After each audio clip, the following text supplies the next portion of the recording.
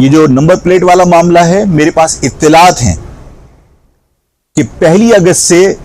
इस शहर के लोगों ने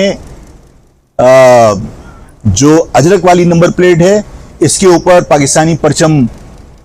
आवेजा करना है। और जो मैं समझ पा रहा हूं 14 अगस्त तक इस शहर में बहुत बड़ी तादाद, यानी तकरीबन तमाम लोग पाकिस्तानी परचम वाली नंबर प्लेट लेके बाहर निकलेंगे। 14 अगस्त तक ये काम मुझे लगता है कि मुकम्मल हो जाएगा। इसलिए कि मैं जगह जगह लोगों से मिलता हूं तो लोगों ने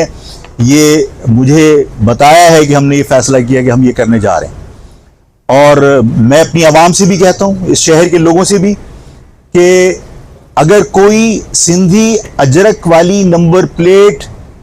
कैरी करना चाहता है, उसमें कोई तब्दीली करना नहीं चाहता, उसको फोर्स नहीं करना चाहिए आवाम को कि वो अजरक खत्म करके पाकिस्तानी परचम इसके ऊपर आवेजा करे। लेकिन अगर कोई पाकिस्तानी परचम लगाकर नंबर प्लेट के साथ मोटरसाइकिल हो या कार अगर वो इस शहर की सड़कों पर आती है तो हुकूमत से भी मेरी दरखास्त है कि फिर वो उसको रोके नहीं। इस बुनियाद पर चालान नहीं होना चाहिए कि उसने अजरक की जगह पाकिस्तानी परचम अपनी नंबर प्लेट के ऊपर लगाया। इसलिए कि बार कोड को अगर नहीं छेड़ रहे और उस बार कोड को आप ये कहते हैं कि हमने सिक्योरिटी के हवाले से बार कोड लगाया ताकि हम यहां जराइम को रोक सकें, तुम जराइम को कैसे रोकोगे? मैं फिर भी कहता हूं कि चलें ठीक है, मैं इस बात के ऊपर आपको दोबारा वजाहत कर दूंगा कि ये नहीं रोक सकते।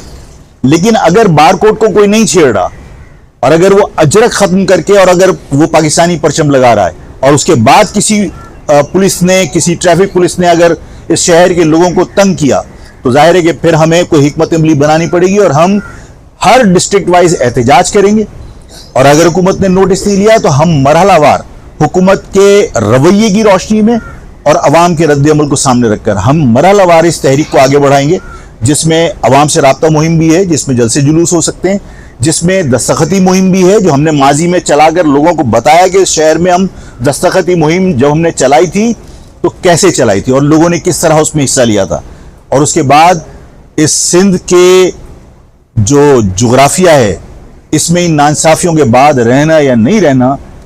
इस शहर में हम रेफरेंडम की कॉल करेंगे कि इस शहर में इन नाइंसाफियों के साथ, सिंध के अर्बन एरियाज में इन नाइंसाफियों के साथ इस मुतासिब हुकूमत के साथ चलना मुमकिन नहीं है।